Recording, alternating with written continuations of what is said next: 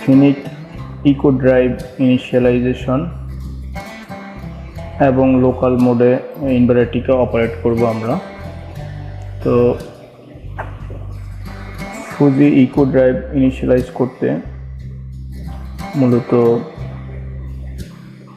H গ্রুপের parameter এর 3 number data initialise প্যারামিটারে enter করতে হবে। তো তার জন্য হচ্ছে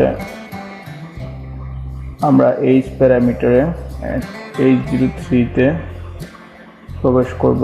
তো এইখানে মূলত 1 সেট করতে হবে। তো H0-তে যদি প্যারামিটার চেঞ্জ করতে হয় তাহলে মূলত normally up down button press করে প্যারামিটার চেঞ্জ করা সম্ভব না।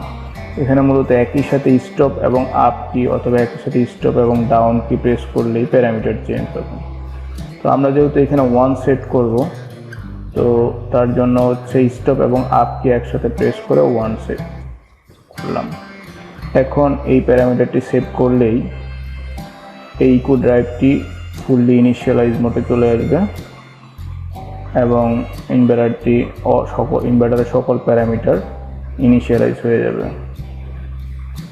এখন ইনভার্টারটি কিপ্যাড মোডে রয়েছে, কারণ কিপ্যাড মোড হচ্ছে বা লোকাল মোড হচ্ছে ডিফল্ট মোড এই ড্রাইভটি। এই জন্য ইনিশিয়ালাইজ করার পর ইনভার্টারটি লোকাল মোডে বা কিপ্যাড মোডে অ্যাক্টিভ হয়ে গেছে। এখন আমরা যদি কিপ্যাড থেকে রান বাটন প্রেস করি তাহলে ইনভার্টারটি রান হয়ে যাবে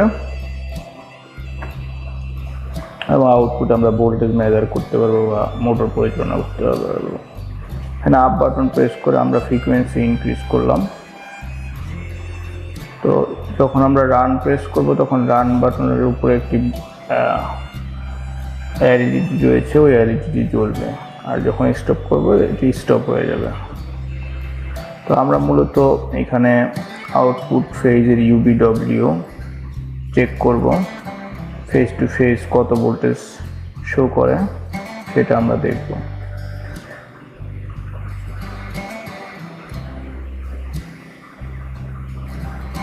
তো এই ডিজিটাল মাল্টিমিটারটি দ্বারা আমরা হচ্ছে লোয়ার ফ্রিকোয়েন্সি মানে একটা ভেরিয়েবল ফ্রিকোয়েন্সি যে ফ্রিকোয়েন্সিটা সেট করব সেই ফ্রিকোয়েন্সিতে আউটপুটে phase to phase AC voltage কত রয়েছে সেটা চেক করব। তো আমি রান বাটন প্রেস করে রান করলাম, 7 হার্টজ ফ্রিকোয়েন্সি আছে। তো এখন আমি ইউ এবং ভি ফেজে দেখতেছি ফেজ টু ফেজ প্রায় 112 ভোল্টেজের মতো রয়েছে। আবার U2W-তেও 112, V2W-তেও 112 ভোল্টেজের মতো রয়েছে। তো এইভাবেই পরিমাপ করা সম্ভব। Thank you.